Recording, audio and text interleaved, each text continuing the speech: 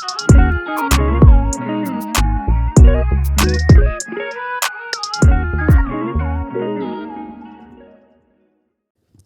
this is Lola, but you can call me Lola if you like. Hi, this is Velisa, but you can call me Vels if you want.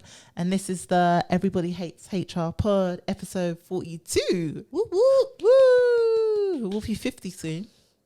I mean, that's a long way away. It's not that. We need to do something. We're going to do something. We are. We're cooking. This thing that we've been saying, we've been cooking since. No, but we're actually cooking. It's burnt. It's been on the hop for a long time. It's been on low heat. Yeah. How are you? I'm good. How are you? Yeah, I'm chilling. I can't. In fact, I'm very well. I'm really good. Ask me why I'm good. I know where this is going. No, ask me why I'm good. not asking you any questions. Why are you so good, Lola? Okay, well, basically, sometimes you got to do it for yourself. So I bought cake today. I made cake. In the middle of the night, I slaved. I came home from work. I was so tired. And I thought, you know what? I can't allow Velisa to be on my neck again. And also, you know, I wanted to make cake because it's just, you know, it's a type of love language. It's nicer when it's not forced. I do have my cake here if anyone's watching.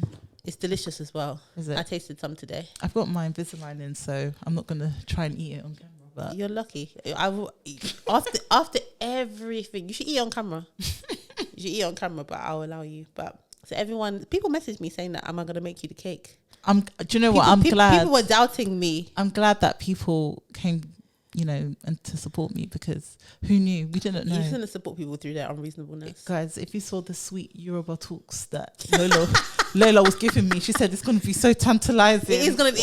Listen, when you it's better that you don't do it on camera. In fact, when you go home and you taste it and then this just dancing on your tongue, you're going to know. Okay. It's a really good, it's lemon drizzle. That is what I requested. Yeah. I believe. Thank you. I could admit it's easier to make banana cake, but I thought, you know what? I'm gonna be. You know, do you know what it was? In the middle of the night, I was zesting the lemon in the middle of the night. No, it was a little bit tactful as well, because lemon is not my fiance's favorite flavor. So you hate him. So in order for me to get, I even put 2 pieces. Just I know, case. but they're both you're gonna eat them both, basically. I thought, let me just get one for him as well, just so that he doesn't feel left out. You know, he's like an honorary third member. I'll offer, but then I'll be like, oh, it's lemon, you know. And then he'll be like, that's all right. Next time I'm going to make bananas. Do you like banana cake? I do. I like any cake. Which one do you not like? Just anything with strawberry. I'm not really a big strawberry fan. But I don't mind like a sponge. Like if it's like a Victoria sponge or something. Yeah. I'll eat that. But like strawberry, like filling or yeah. But I won't be making anything that has 2 layers for you for free. No way. Not for free? No. Wow. No. But yeah, so that was a small win this week. Well, and I actually like baking. I haven't done anything. I've done nothing. Like, I'm just working. Yeah. No, I feel really burnt out. Oh no. Yeah, I do.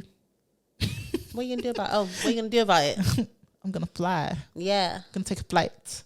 Yeah, no, I'm taking holiday from work for a week, and I'm so happy about it because, yeah, I just feel really burnt out. I think just having so many different things. And do you know what, with me, I like my own space. So when I feel like I'm not able to just sit in one place, like I'm constantly moving, it just gets to me and I get really tired. So like, you know, working and then, okay, after work, I have to pick up my son and then like have to film the pod and then I have to like I'm planning a wedding now. So then now I have to do that stuff. It's a lot. You know what I mean? It just feels like I'm constantly got something coming. So it would be really nice like to just chill. Yeah.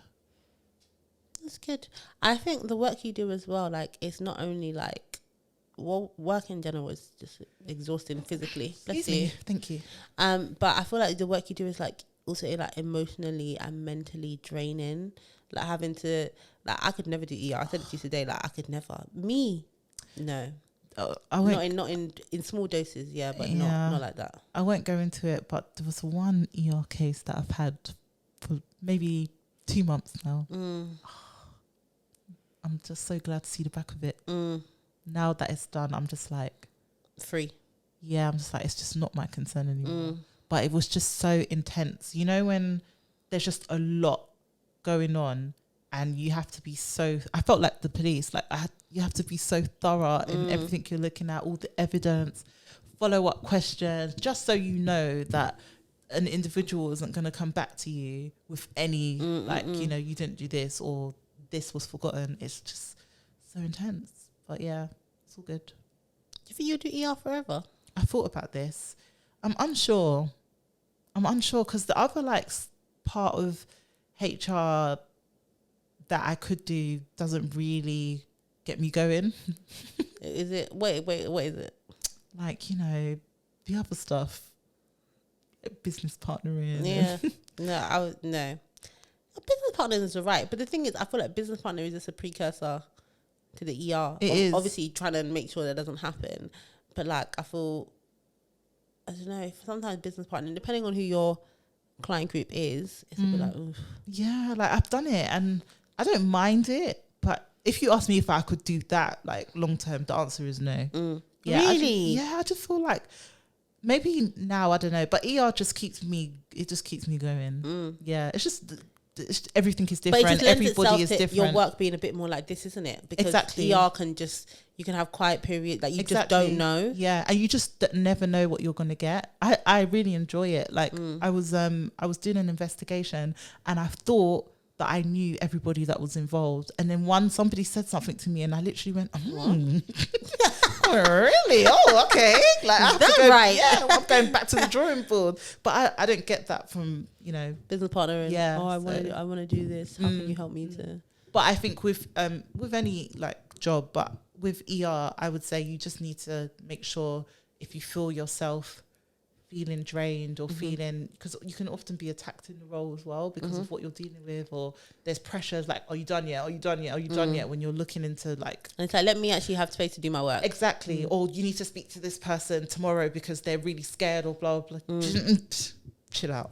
My thing is the senior people in ER, like when there's anybody senior who knows anything about it and they feel It's like the worst. they feel like they have an opinion. It's the worst. Okay, and they've already come to you to tell you the outcome and you haven't even done the investigation. It's the worst. You haven't even seen one note and they're telling you X needs to be removed or X needs to have a disciplinary. It's like, well, no, like let's do the work first to actually understand. So sometimes they're just like, well, I don't know. I feel like the more senior people get, I guess the less time they have, and they just become more impatient. And then they also sometimes they're just delusional as well to think that they know everything. You can get a finance person coming to tell you about HR, or literally, and it's just like, I get it, but as soon as I hear a VP or someone knows what I'm doing, I'm just like, like why? Because they're gonna ask questions that they don't need to know the answers to. They're not even gonna ask the right questions. They're not. What are we going to do about him? Well, let's first figure out like what happened. Yeah, like the whole process that I need to do and get through, and you asking me questions that are irrelevant, not going to help me. I feel like investigations are quite like transferable inside and outside of HR. Like there's loads of like different things, different jobs where people have to do investigations. Yeah. I guess kind of compliance is like financial, there's like forensic financial advisory and that kind of stuff. So maybe you could do something like that. Maybe, you know, like a crossover. Maybe. Yeah. I'll think about it. Yeah. Or like, what's those people that do like cyber crimes? Oh, that would be interesting. That'd be so cool, isn't it? Yeah. I'm into all that stuff. And then you could actually be like in tech. That's true. Rather than just working. Do you know, I worked really closely with that team at Meta actually. What type of security team? Yeah. I wonder if they're paid more than 55k. I'm sure they are. Government need to wake up. I saw Rishi being pushed aside by Joe Biden actually. I know, I saw that. It was hilarious. It was hilarious. And he's like, he's so small. So it's like, he is. It's like just flicking like an ant. And I also read that Joe Biden wants to run again. How old is he? So I think there should, I'm not an ageist. I'm sure I've said this a few times, but I think there should be a cap on how old you can be to run for the president of the United States. I feel like political leaders have always been like very old, like in so many different countries. That's why that, you know, the Danish, Norwegian, whoever, the Finnish prime minister that became prime minister, she was 33 or something. That's why it was like, oh, this is amazing. Even like so Macron is quite young for a prime minister. I was listening to some, my mum was listening to some political Nigerian show, and they were saying that one of the candidates that was running for Nigeria, he was too young. And I was like, this guy is in his mid-40s. Like, it's not even like he's a baby boy. Like, he's not. But I don't know, there's something about, like, even Donald Trump, he was old. Like, there's just something. Obama was quite young, I guess. But wasn't he still in his 50s? Yeah, youngish. Was he in his 50s? I think I think he maybe went into his 50s. Well, but like, again, for a president, I mean, not like necessarily in life. But I don't know if there should be a cap. There should be a cap. Joe Biden is in his 70s. He should not be running for presidential. Like, but let's dissect it. Why? He's too old. No, but why? Is this ageism? Maybe a little bit, but I do feel like he is very disconnected from what. Yeah, that's the argument that I can take. Yeah, that his biases will be strong. It's when you're in politics, really and truly, you should be setting up the next generation. Yeah. And I just don't think that's something that a lot of these political leaders are doing because they are old. Yeah. And also, I think all MPs, anyone in like Congress, whatever, they should only be allowed to use the services that they provide to the public. I'm with it. Yeah. So if you're an MP, your children cannot go to private school. They have to use the public school education system. Yeah. You have to use the NHS. You can't use private healthcare. Yeah. So that you can really understand what you're working for. I'm with you. No, I get that. I think the whole thing is like, how much can you really, like with Brexit and all of that stuff, like all the young people that you're saying that you represent, they didn't want this. So like, how did we get here? And I think that's the only real like argument I can have against all these much older politicians. It's like, do you really represent like the next, like, are you thinking long term enough? It's like, I used to say that about partners and like partnerships, like some of the more senior partners, rather than thinking about a talent strategy for like 5 to 10 years, they think, okay, what can we do now? Or even like in terms of making money, what can we do to make money now? Because they know in 5 to 10 years they're not going to be here. They don't care. It's true. So yeah, but I don't know what it is. Like, do you think people trust older people as well? Because I think in a normal day-to-day life they don't. So why do they trust them? I think when it comes to politics, they assume that they know what they're doing. Because your political career doesn't start when you become prime minister or president. It starts before that. So I feel like over that time, you know, they build that. I feel like it doesn't work like in normal working life. I feel like it doesn't work for you. Like it works against you being older. Like being Joe Biden old in the workplace. Yeah, being Joe Biden old in the workplace. But also, I think being older. Being Joe Biden old in the workplace, no. Like, no one will assume. The only person who can be Joe Biden old in the workplace, and maybe this is how it relates, is the chairman. If you ever worked in a company like the chairman, board members. Yeah. Non-execs. Non-execs and the chairman, like, people kind of expect them to be old and grey. And maybe that's the case. It's the same kind of thing for the president. People just expect him to be old and grey. JFK wasn't. Yeah, and everyone did that. Even to this day, people still talk about how handsome and stuff he was. And So, moving on from ageism to prettyism. Or no, what's the opposite? Unattractivism. Everyone grow. You can fix your nose if it said so. Buy all the makeup a man can make. Okay. If you don't know that, then you're very young. So I saw this post on Instagram and I sent it to you and it was really funny. It was like an artist, a music artist, who was looking for a photographer/videographer, and they put a post out on their story and they said, looking for someone who can take dope pics and videos, and they said something like, you must be drippy and must be a cutie. And I just thought, can you, like, obviously it's probably going to be a freelance person or whatever, it's not going to be an employee, but you're looking to hire someone, can you stipulate that they're cute? You shouldn't. Look, where is Abercrombie and Fitch now? Yeah, but I feel like it's kind of it's an unwritten rule that people like to hire attractive people. I feel like obviously that person is an artist, so they're in the creative industry. But the photographer doesn't have to be... Yeah, because they're behind the camera. They're literally behind the camera. Like, why do you need to be looking any sort of way? It's a good point. I just feel like that's off. It's not good. Yeah. And then like you just out and bad. Just like saying, yeah, you have to be a cutie, gotta be, drippy or whatever the person said. Because define a cutie. Oh, that's the way when someone pulls them up and they'll start saying cutie is a state of mind. Literally define a cutie. And what is drippy? What is drippy to one person may not be to another person. Yeah, no, I just think that like it's something that an artist could say, because obviously it's a bit of informal recruitment. People are going to be queuing up to be your photographer and videographer. It was like, have to travel around the world with me and take dope pictures. Like, I'm sure people sign up to do that, right? So I think it's less of a thing that's going to deter people. But this is not the Middle East. I think that would deter people. The What? drippy comment. I feel like our audience is really diverse. So for those who don't know what we mean by drippy, the specific word was my friend. I don't know if the specific word was drippy, but it was something about having drip. It was drippy. Yeah, is basically just having a really good like sense of fashion, and drippy often is linked to having designer stuff as well. It says must be a big dripper. Oh, big dripper. Okay, yeah. So somebody who's dripping in like nice cutie clothes. Yeah, so that's what it means basically. But yeah, because I feel like the artist that is very young and is also very upcoming herself. So I do feel like the young people are really like slaves to the consumerism at the moment. So hearing that, they'll be like, am I drippy? Am I a big dripper? No, but I also feel like, the Gen Zs, the young people, they have a level of delusion that I find aspirational. So I can imagine any of them being like, yeah, I am drippy. That's true. I got this. I am a cutie. It's true. I can imagine it. But I just think that there's not, like, it reminds me of like how in the Middle East, they don't obviously say that you need to be attractive, but like all the airlines, Emirates, your Qatars, your Oman, like, if you're not attractive, you're not getting on that crew.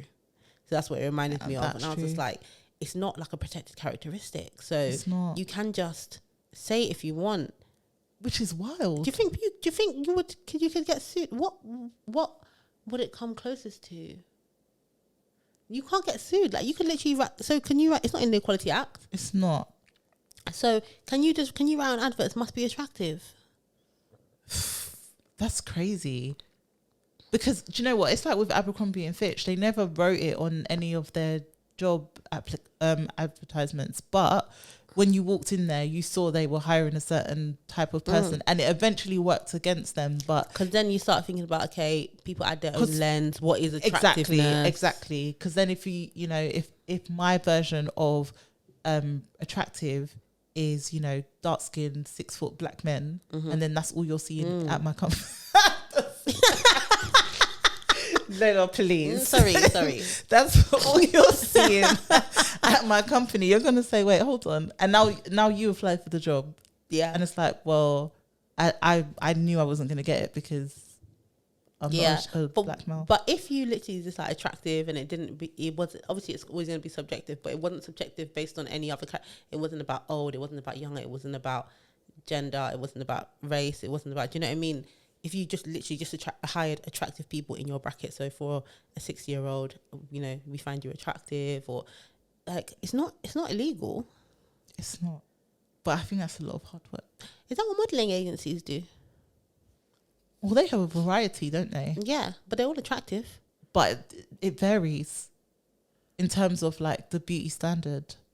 So, and they represent, I guess they don't employ. Yeah, but it's still yeah. But that's what I mean. But they literally are looking for attractive people. Well, speaking of looks in the workplace, so Segway queen. Thanks. The Ritz in the UK, in London, a young black man went for a job interview there, and he didn't get it.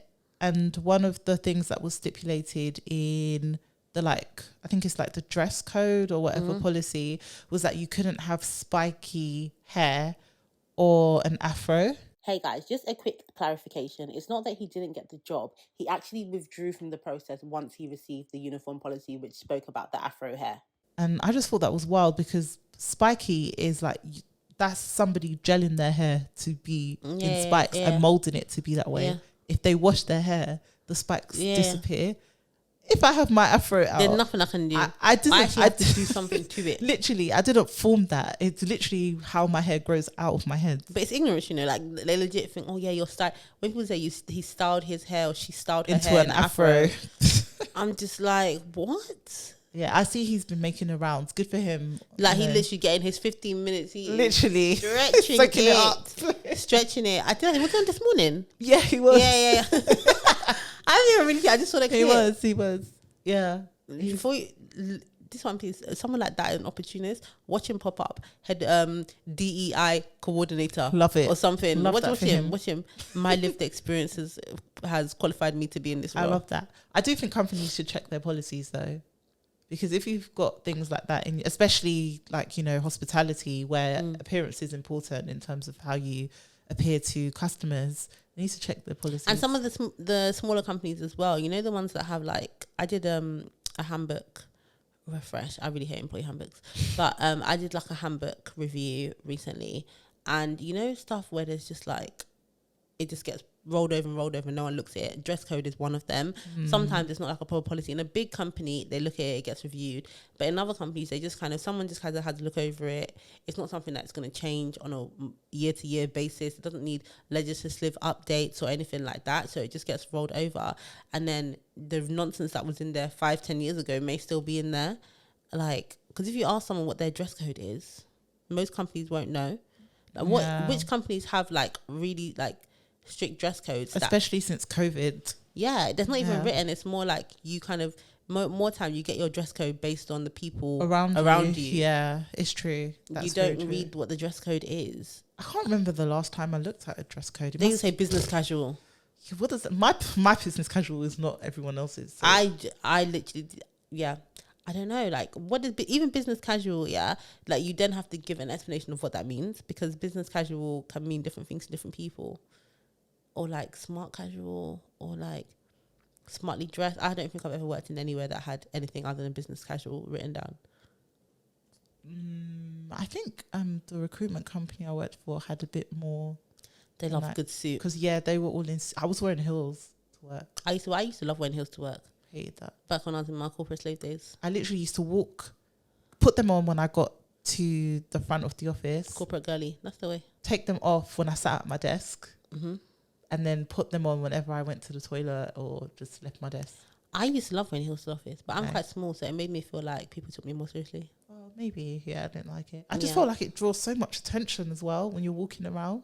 What, the click, click, clack? Yeah, click, like, why clack, am I in click, heels? click, clack. Like, but also, when you're, like, especially when you're more junior or younger, I think it helps. And I think it helped me, and everybody else around you is wearing heels, and I'm already small. So I'm going to come not wearing heels. I'll be looking like someone's little sister. That's so sad. In the meeting. No, thank you. That's actually sad. But you're slightly taller. So slightly. Ever so slightly taller. Okay. So maybe it wouldn't make as much difference to you. But yeah, I liked it. And I also like the way, like, I used to, because I was wearing like quite corporate things in general, I used to love, like, you know, those work dresses that if I looked at them now, I'm like, that looks like a school uniform. But I used to love those work dresses to heels. Like, I felt like, I remember my first day at BCG. Yeah, I think I even took a picture and put it on Instagram. I was like, new job, blah, blah. And I wore one of these, like, you know, those fitted work dresses and some heels. And I literally thought, like, ooh.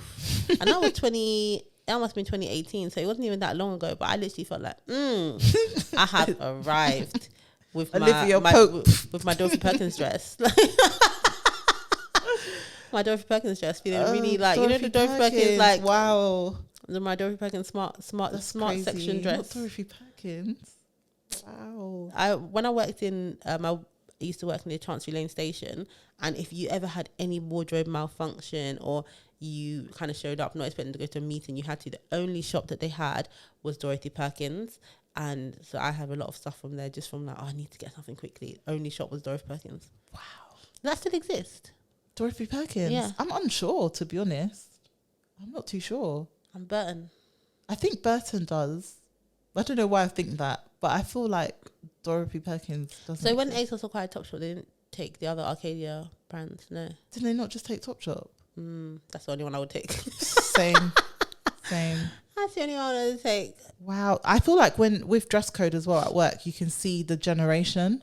So like, for example, I feel like, you know, really senior people, so the VPs or the directors, they still dress a certain way. They're still in that jeans and shoe, you know. And I feel like brown shoe. Yeah, the younger down, the younger you get, and like, a shirt and a jumper. Yeah, with the jean and the shoe. Exactly. Yeah. The younger you get, you start seeing like, you know, certain trainers and styles of jackets and stuff like that. So I feel like it almost represents as well, like where the majority of each like generation is in the workplace too, and where you wanna, how people want to be seen as well. You know, some people like they dress like they're like in a different generation, and then you find out that they're not. Yeah. There was a guy. It was so funny when I worked at Deloitte. One of the like senior people, he was like a senior manager, then became director and then partner. But I think we found out he was like 33 or 32. Really? And he was like, I'm only 32 or something. I was like, oh my God, we thought you were older, because he just dressed in a certain, it wasn't necessarily how he looked, but you know, in places they can age you. Yeah. But it wasn't necessarily how he looked. It was how he held himself and how he dressed. Like, two things that I really, really, really hate on men in the workplace: black suits. Why are you wearing a black suit? Are you my waiter? Are you going to a funeral? Are you the cab driver? Are you getting married? Like, no black suits. And pinstripes. Not pinstripes. People wear pinstripes at the office. They wear pinstripes to the office. That is crazy. That's what I mean about the generation. It takes a special type of person to wear a pinstripe to the office. Who's wearing pinstripes to the office? This man I'm talking about, he used to wear pinstripe regularly. And it would piss me off because he wear pinstripe suit and he also wear strappy shirt. Very chaotic, but I don't think pinstripes, no. Pinstripe. I can do a check suit. Check? Not for me.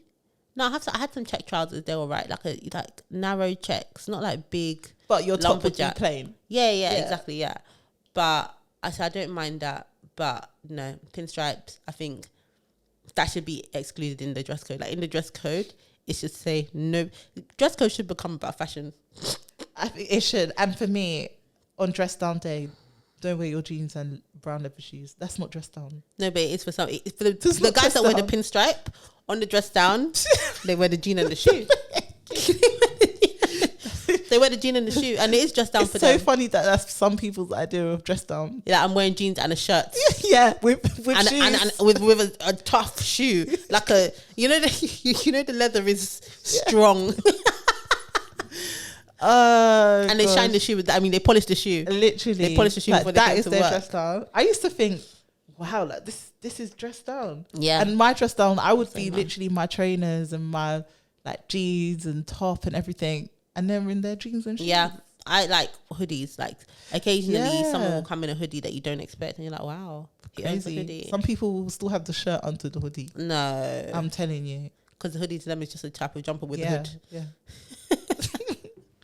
Hooded jumper. Oh my gosh. So yeah, I have no segue for this. Sorry, I don't. But a woman in the States, she had a job which was the equivalent of £80,000 per annum, and her manager told her that the company is now expecting people to come in 5 days a week, full time, like no work from home days. What was she doing before? So she's an administrator. Okay. So, but you know, in the US, like salary is really salary. So as an administrator, she was earning $100K, like dollars. Good win. Honestly, can you imagine? I would be an admin. Like, I don't even care about the seniority. Honestly, just give me the money. But was she working in an office? Not full time. She had the odd day, like, and then now they're saying no, 5 days. And that's very audacious. She quit her job. Actually, that makes sense. She said, "Yeah, I'm not doing." She said, "Even though I'm on 6 figures, I'm not doing this." You agree?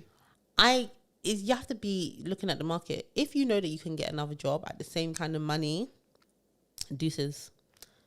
Because how are you going to be? That will disrupt your whole life. Like, I've heard like more companies starting to do that. Like a company that I used to work at. Recently, the CEO, like, they've been very, very, very flexible since COVID. I don't know if they're doing that great. And the CEO jumped on a call recently and was like, everyone has to come into the office 3 days a week because we have this office and no one's using it.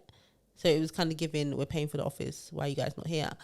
And people don't understand that will disrupt your life. If you, for instance, worked 1 day a week at home, and then like you can do your life, you can live your life, like you can do your laundry, you can run your errands, you can do pick up and drop off, you can do all of this stuff, and then one day someone says come to the office that will mess up the whole dynamic of your life. Yeah, it will. So like, and the fact that people think that you can do that is insane. I look forward to doing laundry on my work from home days. I don't want to do it on the weekend. Yeah, exactly. It's not like that's my free time. Yeah, I need you to pay me to do my chores. Or somebody, like my clients, let them pay me. Like, let me feel like I'm, not doing it for free. But yeah, I get it. I get it so much. And I find it funny that other people don't get it. Like the CEOs of these companies. It's so strange how many companies have now said, like, I don't want to do hybrid because they're working. being run by the Jean and Shoe Collective.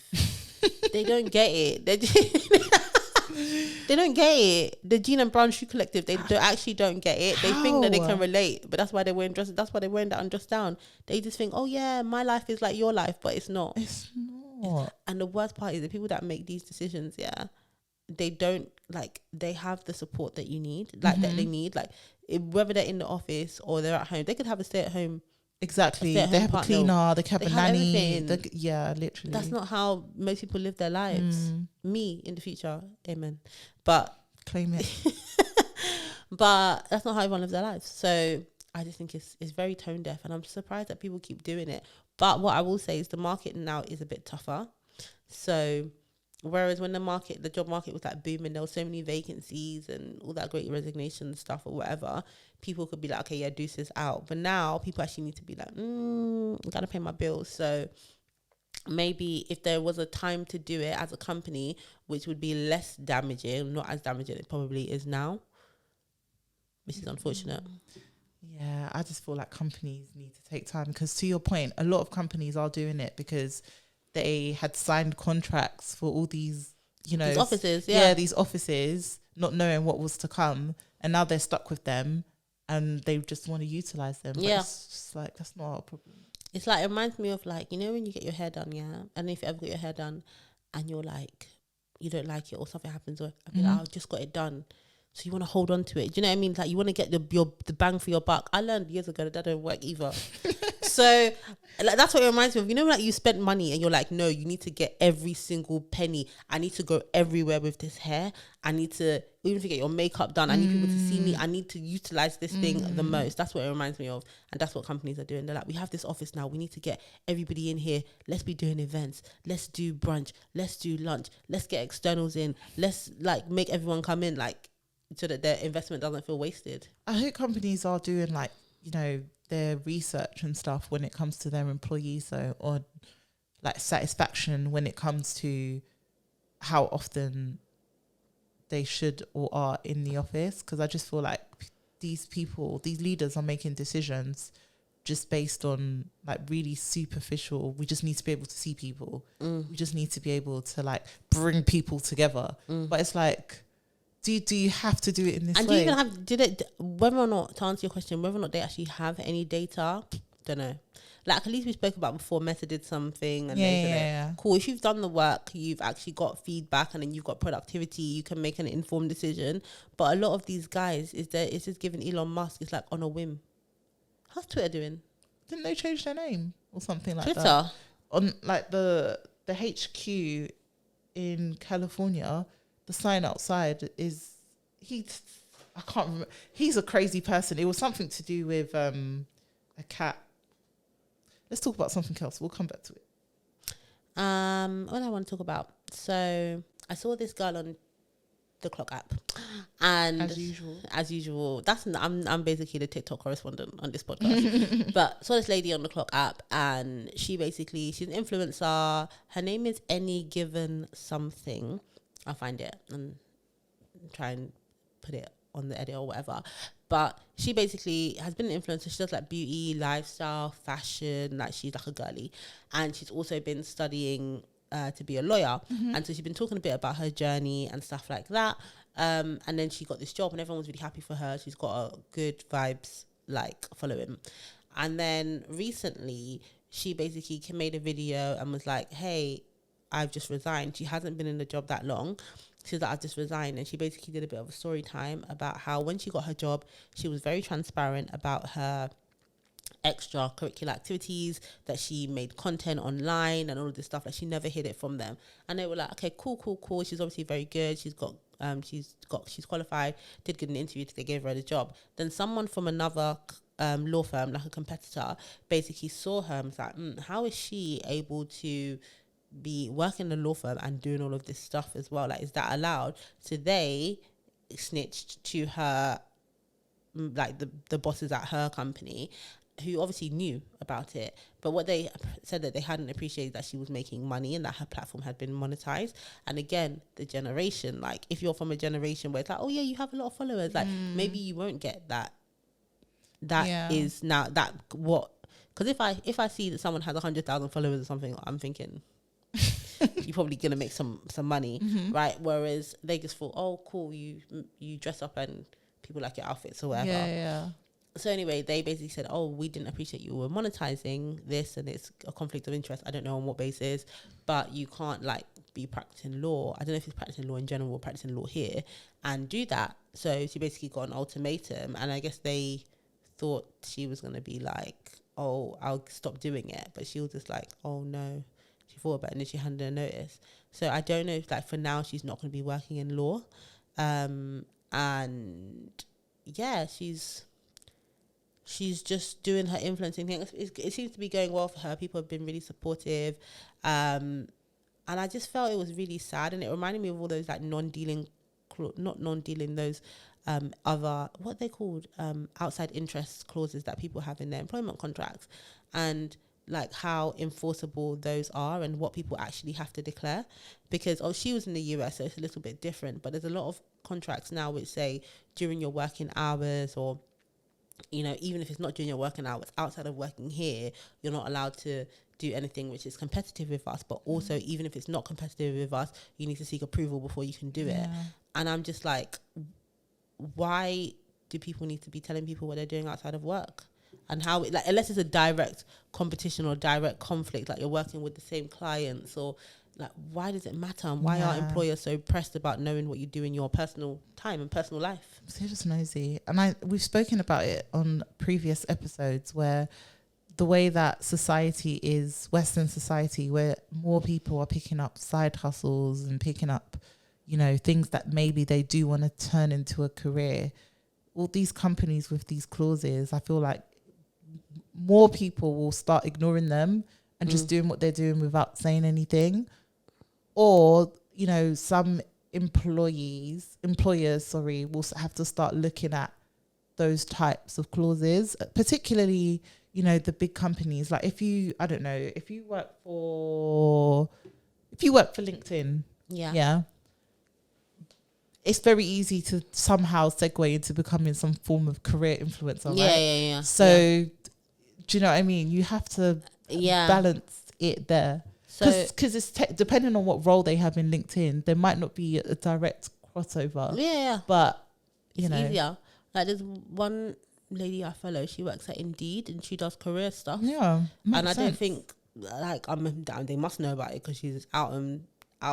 Some employers appreciate the visibility. Like it, and then, but others are just like, no. And why I didn't understand here is that it's completely unrelated. Yeah. It's like, but maybe it's about professionalism and how it might make, all those kind of professions, like accountants are all the same about bringing the business into disrepute, and will they need to monitor her, which she now needs to be getting her content signed off. I don't know what it is. I feel like there's a bit of sexism there, to be honest. In terms of the kind of content she makes, or because like if it was a man who had a football podcast, like, are you gonna give the same energy? Do you know what I mean? You have a football podcast and some beer company sponsors it or something like that. It's true. But I think part of it is probably the professionalism and how it will look to clients. Those kind of companies, they're like literally slaves to clients. It's like, oh, don't want to upset them, don't know, and like how might it look and stuff like that. But what I find very, very, very interesting in all of this is that we never talk about all of these CEOs, execs and stuff that do their non-executive directorships. They do their side coaching. That's true. So all of that, you can be a full CEO of a company or a CFO or someone senior in a company and be a non-executive director in another company, true. and they get paid money. That's Even if they do very 12 true. board meetings a year, they'll They'll still get their it. 15 grand or That's whatever. true. It's true. And you can be a non-executive director for even a couple of businesses. You can be making money off it, and I can't make TikTok videos. Like, it doesn't make any sense. I really think all of that kind of outside employment interest stuff needs to just be deleted from contracts, unless it's like literally in conflict with or if it stops you from doing your job. Obviously, if you're working, you know, overnight and then you think you're going to start working, like, it has to be realistic. Yeah. But if it's not in direct conflict with your job, I really don't understand why anybody cares. I've had people in my team and they tell me that they're doing something and I just think, oh, that's nice. It's good that you have a hobby or you're making money, or like, I don't have to pay, like, I'm not going to pay you for it. So Literally, yeah. There was a girl I worked with, actually. She was doing the marketing for Instagram, and she was also doing like skits on the side, like her name's Joy something, and she still does like TikToks and all of that stuff, and yeah, she's basically blown. And really? yeah, she was doing it on the side. Yeah. So cool. I saw one other thing. It was just funny, not necessarily with the case, just because of the company. Mm-hmm. So there was an employee who took ACAS to tribunal. The irony to take ACAS to tribunal. ACAS tribunal. It was a long-winded story about some holiday dispute or whatever, but it went on for so long that the person quit, and they basically said that they were like forced to quit, and they claimed unfair dismissal. And yeah, ACAS lost. He did. And I just find that hilarious. I'm like, that's embarrassing. That's embarrassing. Yeah, that's really embarrassing. Like, would they not?